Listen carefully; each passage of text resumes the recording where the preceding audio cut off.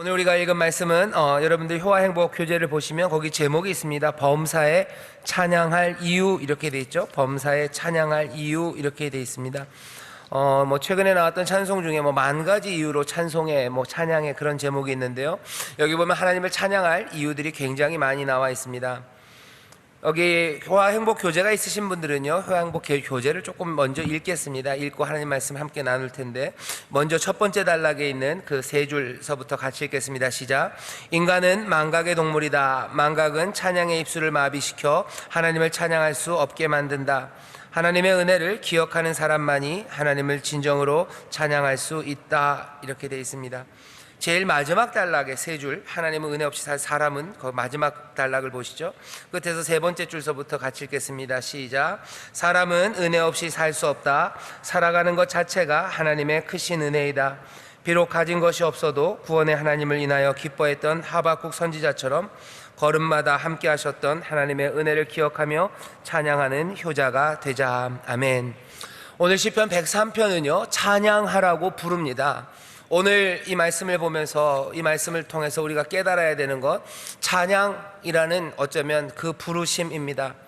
여기 오늘 보시면요 1절에 이렇게 되어 있어요. 내 영혼아 여호와를 송축하라. 내 속에 있는 것들아 다 그 성호를 송축하라. 이렇게 되어 있습니다.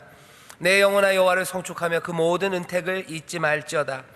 내 영혼아 여호와를 송축하라 라는 말이 우리가 흔히 많이 쓰는 말이고 많이 들어봤기 때문에 그렇게 특별하지 않지만, 가만히 생각하면 이 말 자체가 오묘함으로 가득 차 있습니다. 먼저는 내 영혼을 향해서 얘기하는 거예요. 내 영혼아 여호와를 송축하라고 명령하죠. 그럼 도대체 내 영혼아 라고 말하는 거기 내는 뭘까 하는 거예요. 누가 도대체 내 영혼에게, 내 영혼이 내 영혼에게 말하는 건지, 아니면 내 영혼 말고 뭔가 다른 주체가 있는 건지, 그것도 오묘합니다.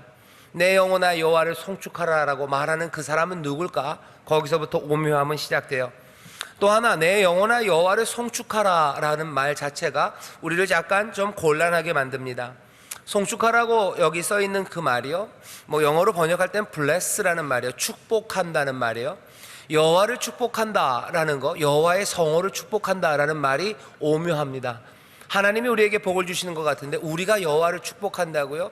하나님이 가지신 게 너무나 많으시고 모든 것들의 주인이신데 우리가 하나님을 bless, 축복한다는 게, 그분에게 복을 빈다는 게 도대체 무슨 의미인지 우리는 알기가 어렵습니다. 그냥 알기가 어렵다고 그러고 넘어가면 여러분들에게 수수께끼만 남기고 저는 도망가는 것 같아서 제가 설명을 조금만 드려야 되겠죠. 여호와를 송축하라 라는 말, bless라는 말을요 그냥 사람들은 그렇게 이해하는 게 가장 어쩌면 안전합니다. 이건 뭔가의 줄임말이라고 생각하는 게 좋아요. 여호와를 송축하라는 말은요 뭐가 많이 줄어들어 있는 말이다 라고 생각하고, 오늘 새벽이 아니라 언제가 기회가 될 때, 정신이 우리가 또릿또릿할 때 여호와를 송축하라는 이 말이 무슨 뜻인지 다시 한번 이야기를 하겠습니다. 하지만 오늘 이 아침에는 여호와를 송축하라, 내 영혼아 여호와를 송축하라라는 이 찬양의 초대가 오묘함과 신비함으로 가득 차 있음을 여러분들에게 말씀드리면서 오늘은 여기까지 정리합니다. 설교가 끝났다는 얘기는 아닙니다. 1절 2절이 그렇게 정리를 해주셨으면 좋겠어요. 여러분들 찬양하는 시간이요, 찬양하는 시간이 그래서 신비한 시간입니다. 내가 내 영혼을 불러내는 시간이요, 여호와의 이름을 높이는 시간이고요, 그 신비함 가운데서 하나님의 은혜 그리고 신비함으로 들어가는 시간이 찬양의 시간입니다. 거룩한 시간이에요. 어떻게 보면 가장 좋은 의미에서 가장 종교적인 시간이 찬양하는 시간입니다. 하나님의 말씀을 읽고 기도하는 것도 은혜가 됩니다. 하지만 기도 가운데 찬양하고, 찬양하는 가운데 기도하고, 그 가운데 주님 앞으로 더 가까이 나가는 그 시간은 신비하고 오묘한 시간임이 분명합니다. 우리를 그리로 부르는 거예요. 그래서 모든 신앙의 사람들은 이 찬양의 신비함으로 초청받습니다.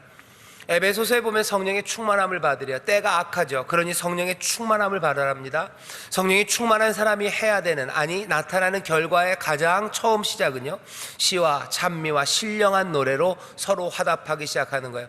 성령이 충만한 사람들 노래하기 시작합니다. 성령이 충만한 사람들 내 영혼아 여호와를 송축하라 라는 이 말씀이 우리의 영혼에서 울려 퍼지기 시작해요.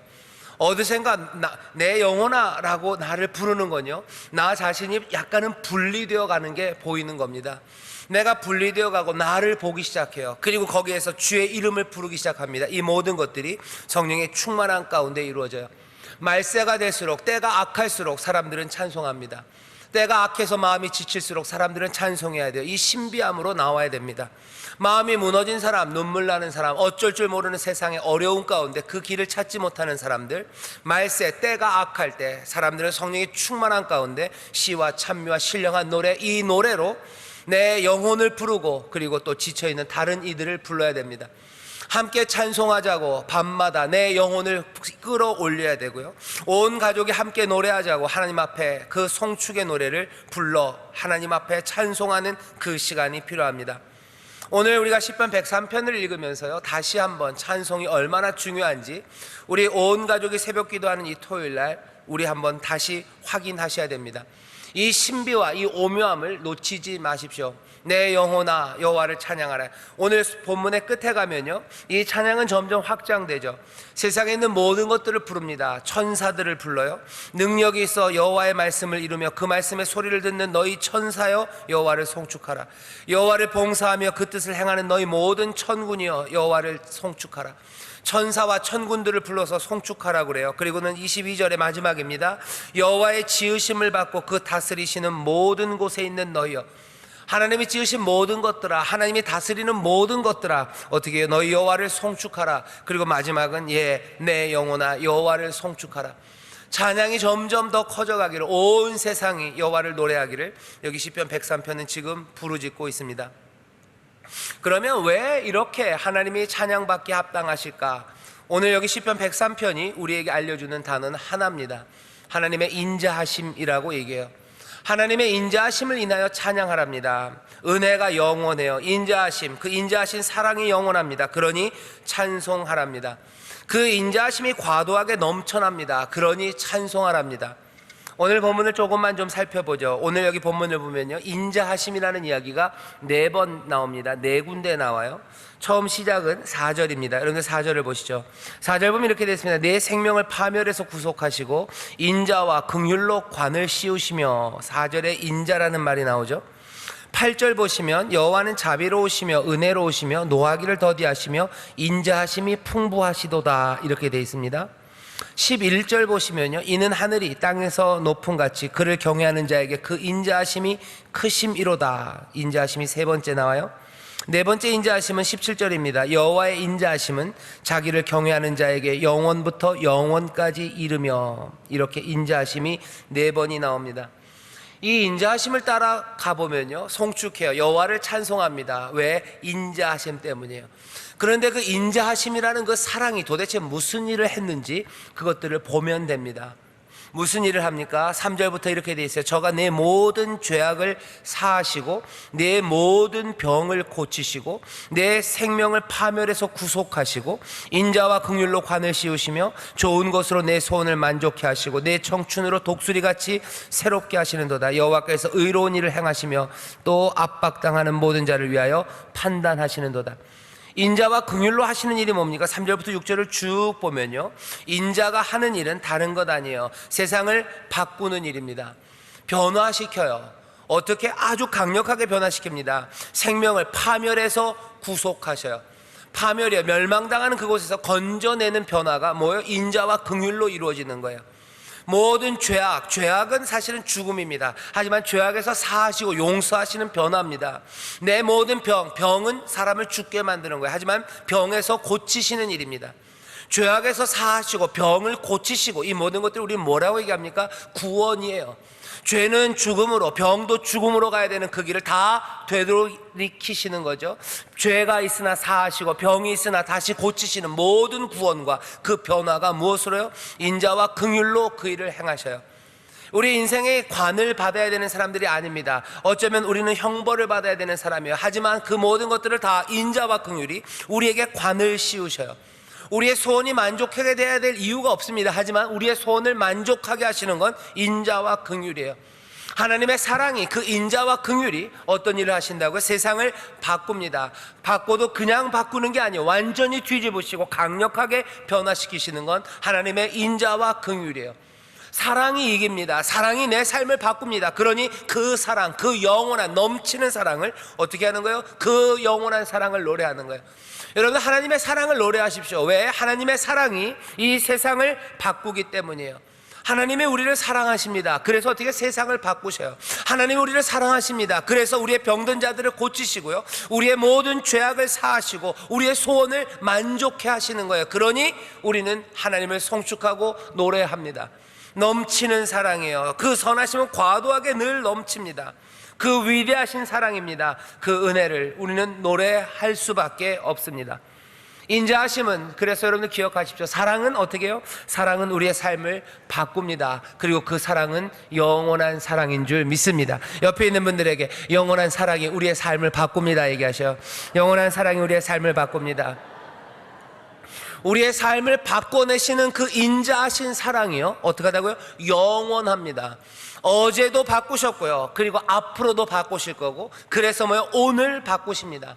내 삶이 바뀌어지기를 원하는 사람들이 있어요. 내 죄악이 사함받기를 원하는 사람들, 내 병이 치료함받기를 원하는 사람들, 내 마음의 소원이 이루어지기를 바라는 사람들, 뭔가를 간절히 원하는 그 사람들은 다른 것 붙잡는 게 아니라 하나님의 인자하심과 그 영원하신 사랑을 붙잡는 거예요.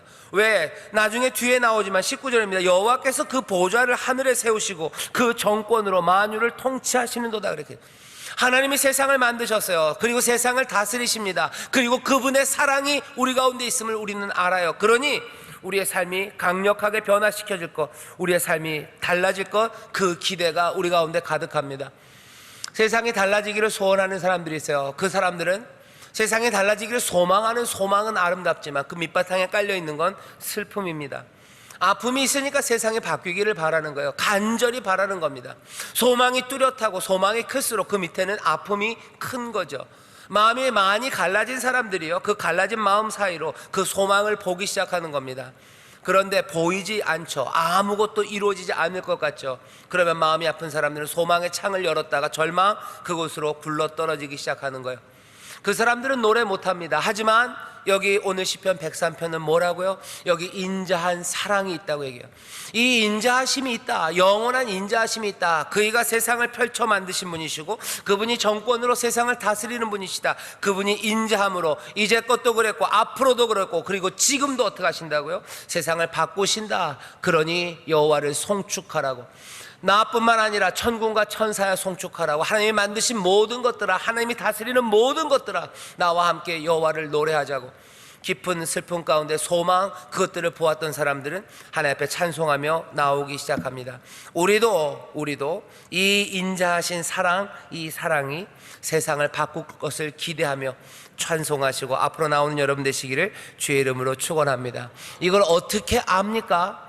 여기 두 번째 인자예요. 7절에 보면 그 행위를 모세에게, 그 행사를 이스라엘 자손에게 알리셨도다, 이렇게 됐어요. 인자함을 우리는 모릅니까? 아니요, 우리는 인자함을 압니다.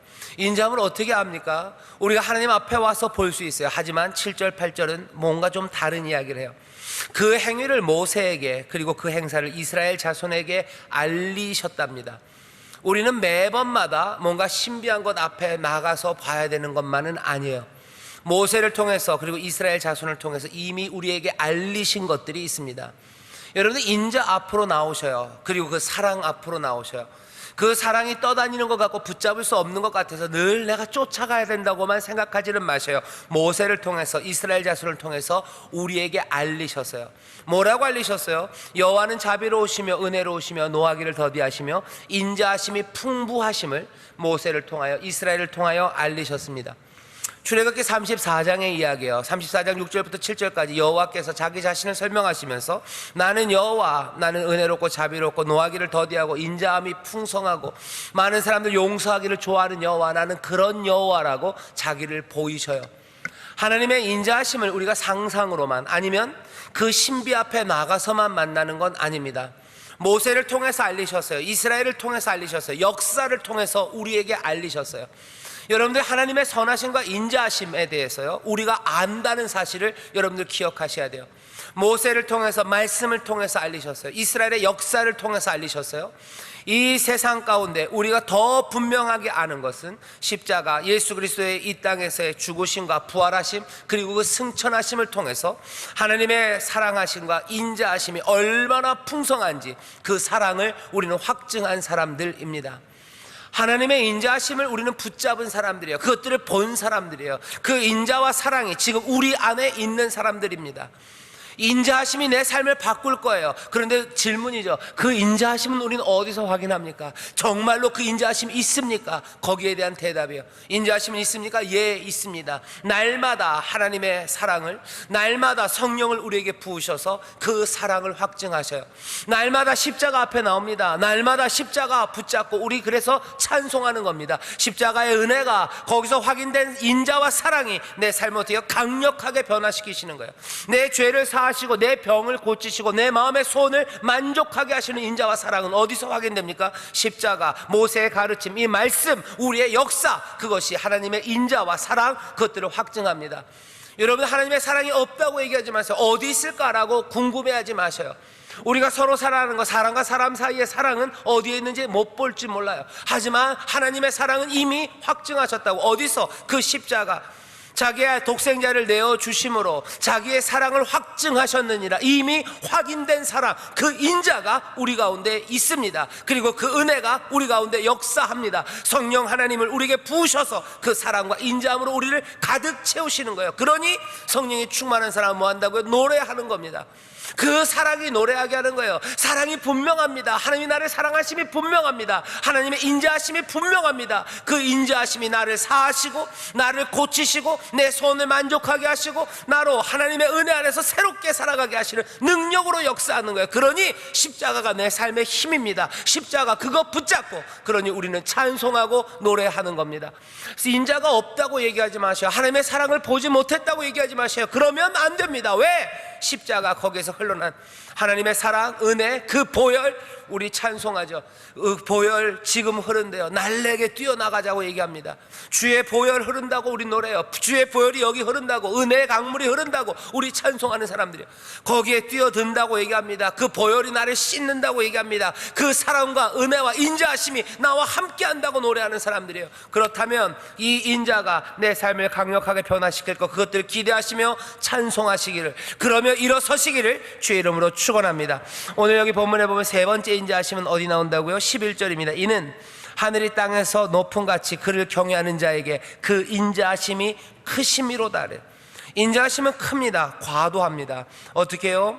사람들의 예측대로가 아닙니다. 사람의 예측을 벗어나게 하는 인자하심이에요. 그래서 노래하게 합니다. 예측대로 움직이면 어떻게 돼요? 고개를 끄덕일 뿐이에요.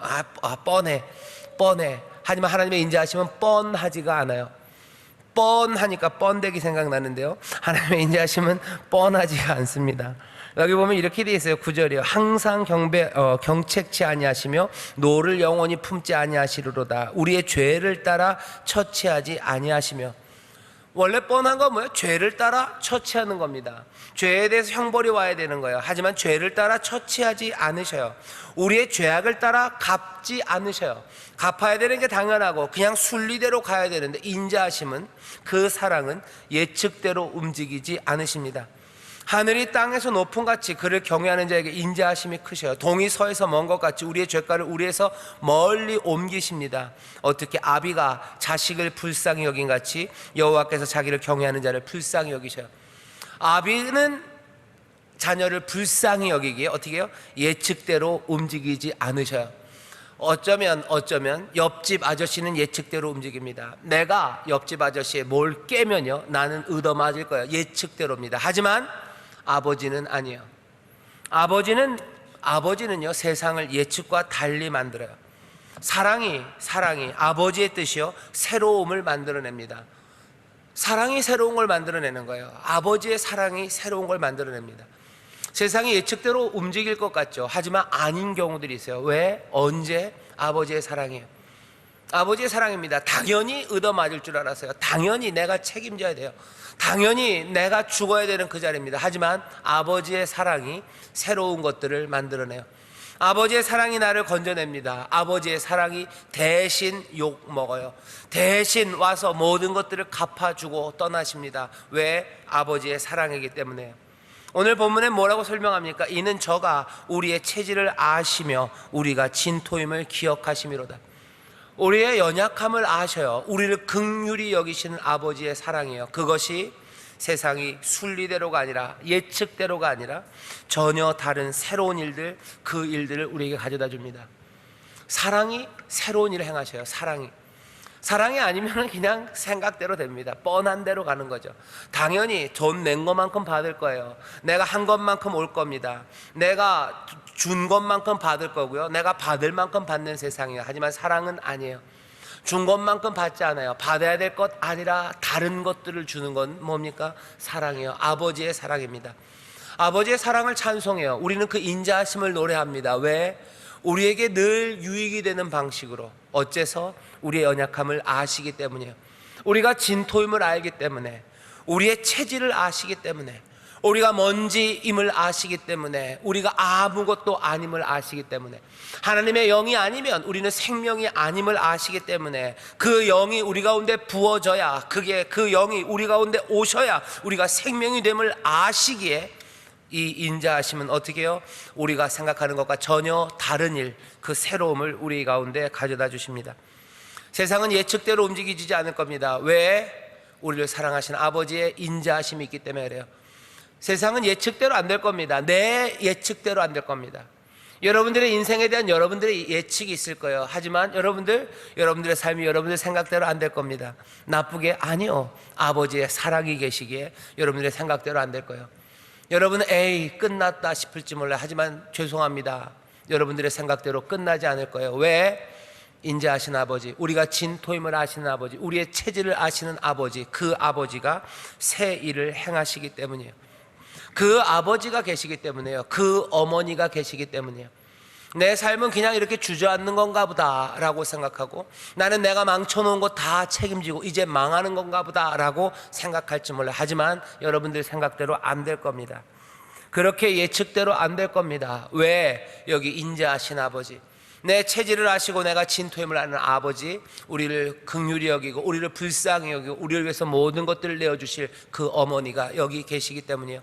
그렇다면 예측대로 안 됩니다.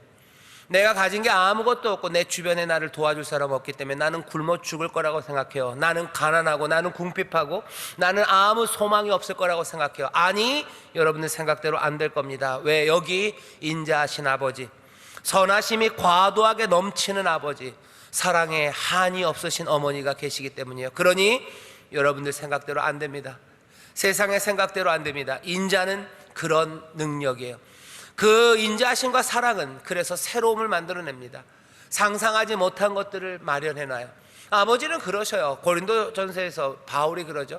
하나님께서 사랑하는 자들을 위해서 예비하신 것, 그건 눈으로 보지 못하고 귀로 듣지 못하고 사람이 마음으로 생각도 못하는 것들이다. 그건 미스테리온, 그거는 비밀 같은 거예요. 아무도 몰라요. 무슨 일을 행하실지 몰라요.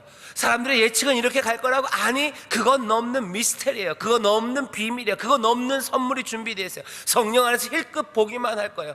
아버지가 사랑으로 뭘 준비해놨는지 모릅니다. 어머니가 사랑으로 뭘 준비해놨는지 모릅니다. 어머니가 뭘 준비해놨는지 몰라요. 우리의 예측, 그걸 뛰어넘는 인자, 그 사랑이 우리 가운데 있으니 어떻게? 내 영혼아 여호와를 송축하래요. 천군과 천사들아 노래하라. 그가 만드신 모든 것들아, 그가 다스리는 것들아 다 주를 찬송하라고. 그리고 내 영혼아 주를 찬송하라고. 그럴 수밖에 없습니다. 여기 인자함은 세상을 예측대로가 아닌 새로운 것들을 만들어내기 때문입니다. 마지막으로 네 번째 인자하심은요, 17절에 있어요. 여호와의 인자하심은 자기를 경외하는 자에게 영원부터 영원까지 이르며, 이렇게 돼 있어요. 여호와의 인자하심은 자기를 경외하는 자에게 영원부터 영원까지 이르며 그의 의는 자손에게 미치리니 곧 언약을 지키고 그 법도를 기억하며 행하는 자에게로다. 여호와께서 그 보좌를 하늘에 세우시고 그 정권으로 만유를 통치하시는도다. 여기 보면 어떻게 되어 있습니까? 인자하심, 그 인자하심은 사람의 기준을 따라 평가하지 않습니다. 사람의 기준을 따라가 아니에요. 그냥 언약을 지키고 그 법도를 기억하며 행하면 돼요. 뭔가 업적이 많아서도 아니고요, 뭔가 대단한 일을 행해서도 아니에요. 그 사람들이 그냥 순종으로 나가면 됩니다. 인간의 기준이 아니에요. 그 인자하심은 우리를 다른 방식으로 불러요. 모든 관습들 아니면 세상의 방식들, 거기에서 훨씬 더 자유로움으로 살아가게 하는 건 인자하심입니다. 그 사랑이 우리를 다른 길로 또 걷게 하셔요. 여러분들, 그러니 기억하십시오. 이 사랑, 이 인자가 우리를 다른 길로 걷게 하시고 새로운 일들을 우리에게 가져다 주시고 강력한 변화를 우리에게 가져다 주셔요. 이건 감당할 수 없는 은혜입니다. 이건 즐거워할 수밖에 없습니다. 세상이 이 인자하심으로 가득 차다면 우리는 기뻐할 수밖에 없어요. 이 선하심이, 이 인자하심이 우리와 함께합니다. 그러니 여러분들 노래하시고, 그러니 여러분들 찬송하시고 이 은혜 앞에 달려 나오시기를 주의 이름으로 축원합니다. 갑자기 조용해지니까 이상해요, 그죠? 기도하라는 것 같습니다. 자, 말씀을 정리하겠습니다. 시편 103편 아름다운 시입니다. 여러분들 이 시, 이 노래를 입에다가 붙이셔요. 내 영혼아 여호와를 송축하라. 이 오묘함을 여러분들 늘 항상 하는 말, 많이 했던 말이기 때문에 그냥 굳어진 말로 하지 마셔요. 이 오묘함 앞에, 이 신비 앞에 서십시오. 하나님 앞에 나와서 우리가 예배할 때마다 찬송합니다. 이 찬송이 그냥 부르는 노래라고 생각하지 마세요. 내 영혼아 여호와를 송축하라. 하나님 앞에 나와서 부르는 노래요. 내 영혼이 주 앞에 부르는 노래입니다. 모든 것들을 다스리신 하나님, 모든 어려움에 처한 이들, 그 사람들에게 선한 일을 행하시는 하나님, 세상에 있는 모든 것들이 모든 곳에서 찬양해야 되는, 찬양 받으셔야 되는 그분 앞에 나와 있어요. 나만이 아니라 우리가 믿음의 사람들이 함께, 그리고 세상의 모든 것들이 함께 하나님을 찬송할 겁니다. 그 찬송의 자리로 나오시고, 그리고 그 찬송할 때마다 이 사랑, 이 인자를 기억하셔요. 이 사랑과 인자하심이 만들어낼 변화들을 기대하셔요. 그것들이 만들어낼 새로움을 여러분들 붙잡으셔요. 그리고 그것들이 주는 자유함, 그것들을 누리십시오. 사랑이 우리를 자유케 할 겁니다. 사랑이 우리 가운데 새 일을 행하실 거예요. 사랑이 우리의 삶을 구원할 겁니다. 이 인자가 우리를 구원하심을 믿으셔요. 이 인자하심이 우리를 새롭게 하실 그 소망을 붙잡으셔요. 이 인자하심이 우리로 하여금 자유를 누리게 할 것을 기대하십시오. 이 자유하심, 이 사랑이 가져다 주는 자유, 이 자유 안에서 노래하셔요. 사랑해 주시는 구속과 이 변화, 그것들을 기대하며 노래하셔요. 그리고 이 사랑이 가져다 주는 놀라움, 그것들을 기대하십시오. 하나님이 우리를 놀라게 하실 겁니다. 하나님이 우리를 구원하실 거예요. 하나님이 우리를 자유케 하실 거예요. 이 모든 것들은 하나님의 인자하심, 그 사랑이, 그 과도하게 넘치는 그 선하심이 우리를 그리로 인도합니다. 이 좋으신 아버지 앞에 나오셔요. 이 사랑이 많으신 어머니 같은 하나님 앞에 나오셔요. 그리고 그 앞에서 얼마든지 기뻐하며, 가장 좋은 아버지, 가장 사랑스러운 어머니, 그 안에서 변화를 꿈꾸며 새로움을 기대하며 자유를 누리며 함께 찬송하며 나아갈 때 하나님께서 주시는 복이 우리 가운데 넘칠 줄 믿습니다. 이 시간 함께 기도하겠습니다. 제가 먼저 기도하겠습니다. 하나님 감사합니다. 하나님의 자녀들 주 앞에 나왔습니다.